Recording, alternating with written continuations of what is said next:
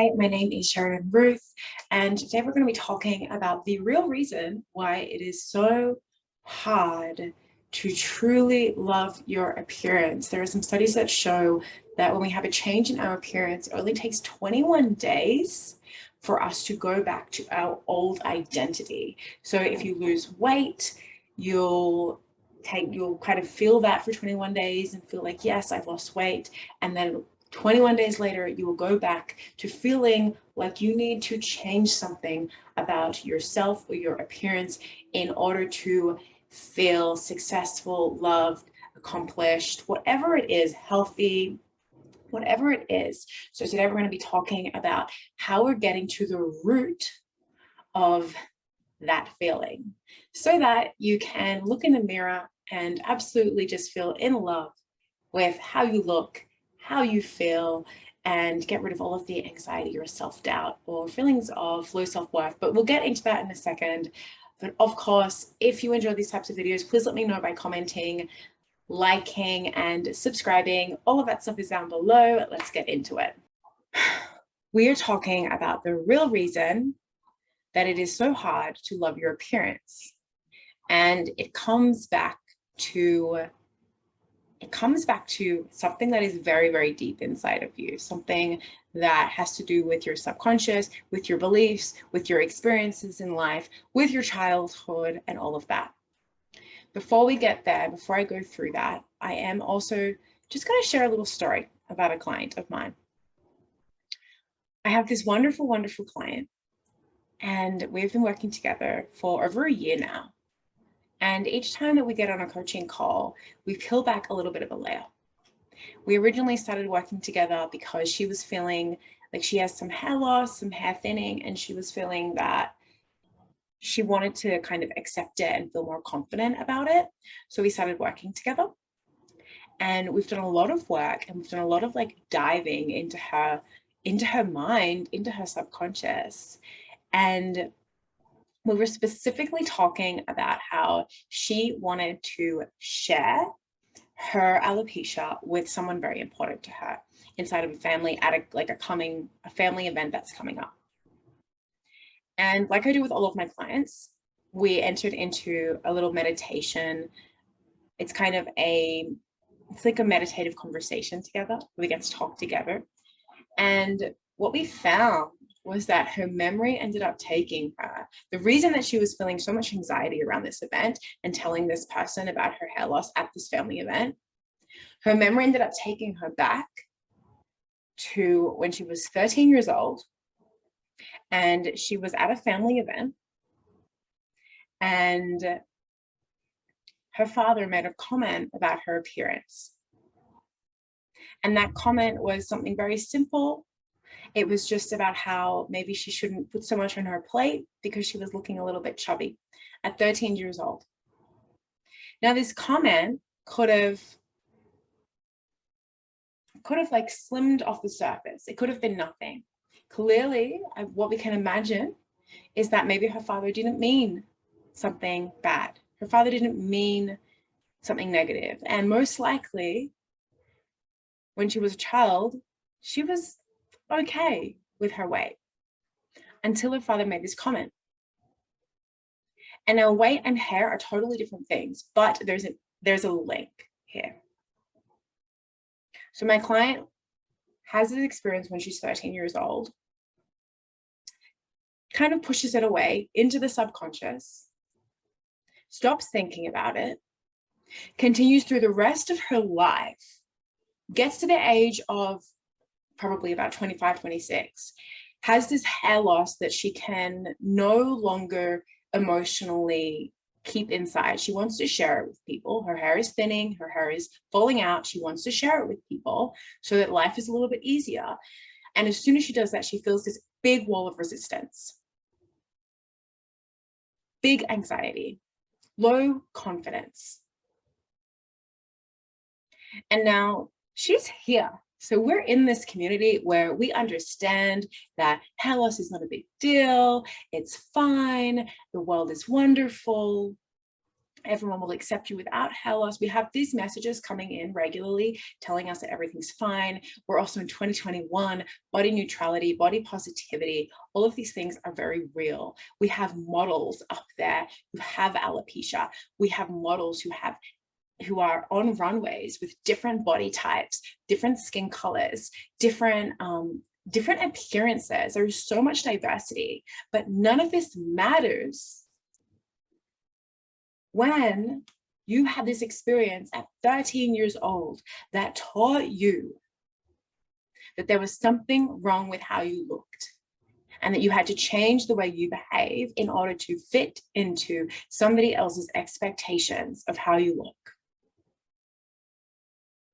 That experience is what matters. That experience is what affects you. That experience is why you feel anxiety, why you feel numb, why there is fear, why getting on Instagram and sharing that you have no hair, me doing this is why that is such a big deal.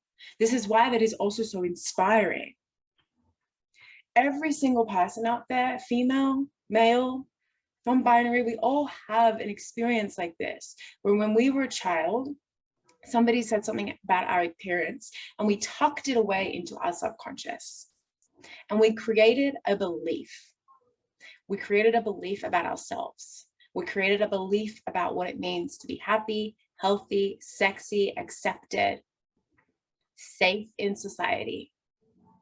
And those beliefs are that little juicy like root of healing this whole entire of loving yourself, of accepting yourself, of looking at yourself in the mirror, recognizing that you look different from other people around you and being like, yeah, fuck yes. That is it. Up until we are about 7, our world takes in the world, our body and our mind, we take in the world and we assume everything that we see, hear, and experience to be true. And this is how we develop our subconscious mind. Our subconscious mind controls about 95% of what we experience in the world. It is the underlying belief system, the underlying mechanisms that we have that help us make sense of the world, because the world has a lot going on and we need to make sense of it in order to survive and in order to thrive. So we intake all of these messages, and then as we grow up, we notice that things either confirm or do not confirm this belief. If it doesn't confirm this belief, it actually causes a lot of like anxiety inside of the brain. It causes conflict, it causes friction. So we will opt to filter out and look for things that confirm our beliefs about the world.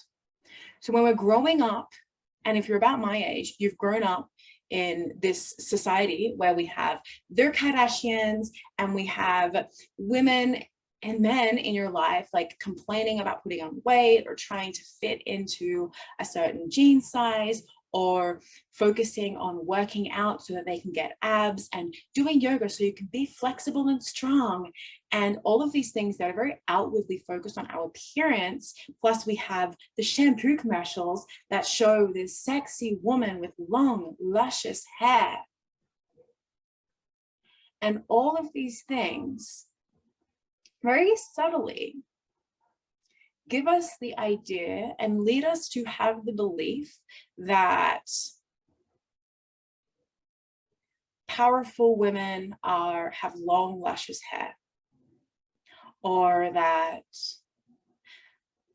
we need to watch what we eat so that we don't end up weighing too much, or that a sign of success is having abs, or that we'll only be loved if we look a certain way, because that's the only way that we can get a guy to love us, to pay attention to us. Even though we are changing right now in 2021, what matters are the experiences that we had when we were a child. And until we can go back and have the embodied sensation that maybe when your dad said that thing when you were 13 years old, or when you got that message at school, or when you notice that your auntie was dieting, maybe that doesn't mean that there's something wrong with you. Maybe it doesn't mean that you need to change anything. Maybe you don't need to follow in those footsteps. So we have to have that felt experience, or everything else is, it just provides this kind of surface level reassurance that is short-lived. When we see a model up there and we see that she looks different to other people, that's nice, that's wonderful, that helps, but it's short-term, short-lived, it's surface level reassurance. And we have to continuously see that in order to start kind of chipping away at the neural pathways that we have created. Instead of doing that, the more efficient way, the more effective way is to go right back into the belief that you have, or the wound that you have, or the experience that you had that leads to the belief. It's much more efficient. It changes things. I have some journal prompts that I like to use that I'm going to give you right now, and I will write them down below as well, so that you can start kind of taking stock of the beliefs that you have that could be affecting how you see yourself. Because the first level is awareness. Once we have awareness, like 50% of the work is awareness. Once we have this awareness, then we can start to kind of change the way that we relate to our thoughts, relate to things that trigger these thoughts, maybe take some steps towards healing, maybe take some steps towards creating new beliefs. But it all starts with awareness. Reflect on the people that you had around you when you were growing up. What were their attitudes to their appearance? What did you learn from this? The second journal prompt is, when you were younger, what comments did you hear about your appearance? And what did you learn from this? If you learned something that was disempowering, which many of us did, most of us did, it could manifest in feeling shame. It could manifest feeling in like you're not enough in some way, both connected to your physical body and your performance in the world.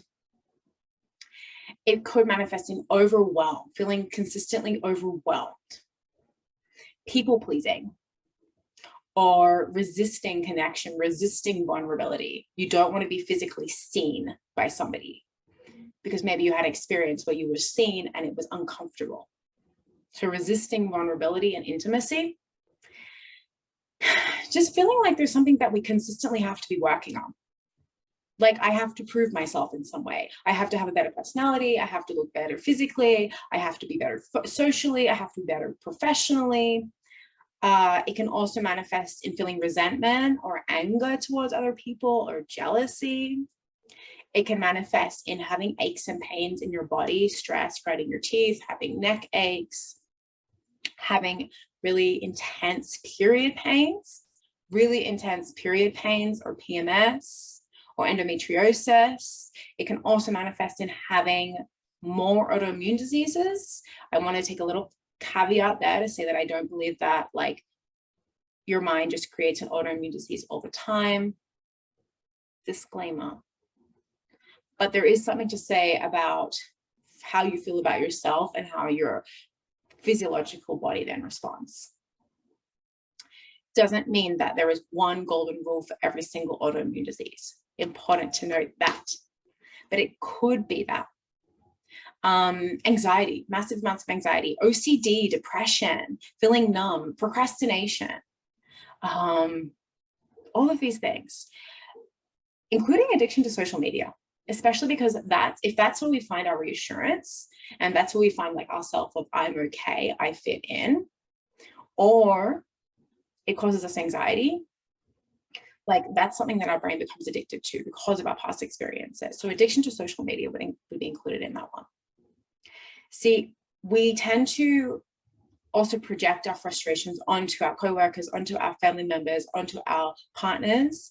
And sometimes we will even avoid growth because of this, because there's like a belief down, saying all of these things like you should grow, but at the same time, it might not be safe.